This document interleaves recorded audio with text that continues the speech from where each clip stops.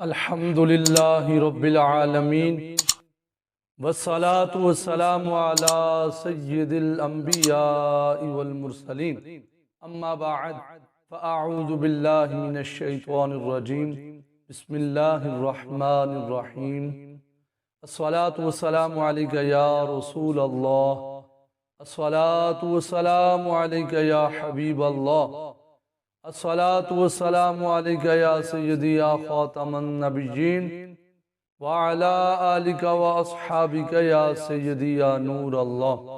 محترم سامعین ناظرین، السلام علیکم ورحمۃ اللہ وبرکاتہ۔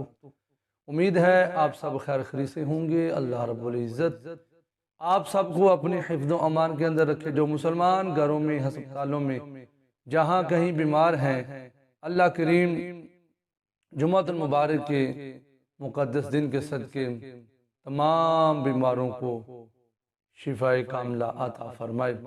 محترم سامنے ناظرین، آج ہم آپ کی خدمت کے اندر ایک نئی ویڈیو کے ساتھ حاضر ہوئے ہیں۔ آج کی ویڈیو کے اندر ہم پیارے نبی پاک علیہ السلام کا بہت ہی پیارا فرمان آپ کی گوش گزار کیا جائے گا۔ توجہ کے ساتھ حضور کا پیارا پیارا فرمان سماعت کیجئے۔ القول البدیع کے اندر یہ پیارے نبی صلی اللہ علیہ وسلم کا پیارا سا فرمان موجود ہے۔ ام المؤمنین، محبوب رب العالمین، صدیق باپ کی صدیقہ بیٹی، حافظہ، عالمہ، فاضلہ، زاہدہ،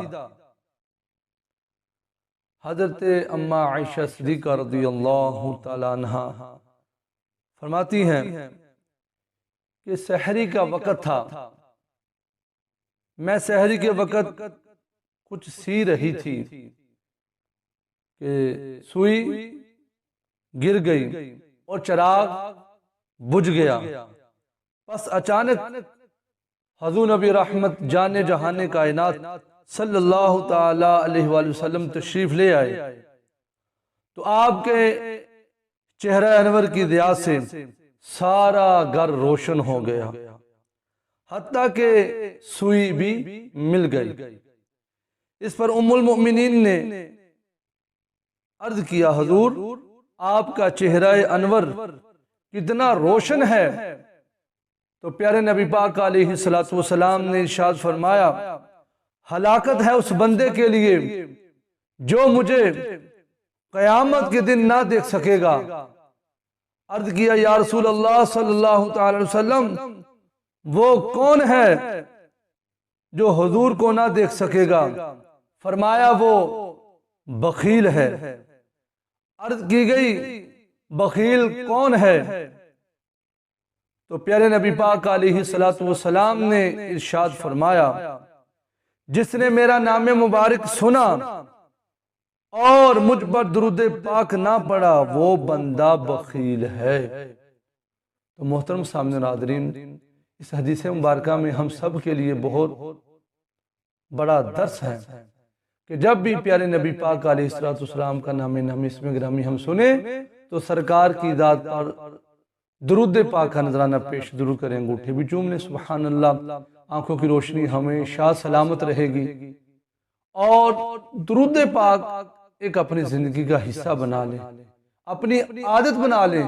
جب بھی پیارے نبی صلی اللہ علیہ وسلم کا پیارا پیارا اسم گرامی ہم سنیں، ہمارے کانوں میں آواز پڑے، تو ہم اسی وقت اپنے پیارے نبی صلی اللہ تعالی علیہ وآلہ وسلم کی بارگاہ میں درود و سلام کا نذرانہ پیش کریں۔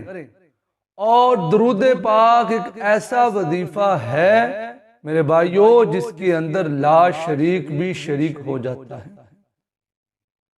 مشکلوں نے تم کو گھیرا ہے تو درود پڑھو، حاضری کی تمنا ہے تو درود پڑھو۔ محترم سامنے ناظرین، امید ہے آپ کو ہماری آج کی یہ ویڈیو بہت اچھی لگی ہوگی۔ حضور کا فرمان سن کر آپ کو دلی سکون اور دلی اطمینان نصیب ہوا ہوگا۔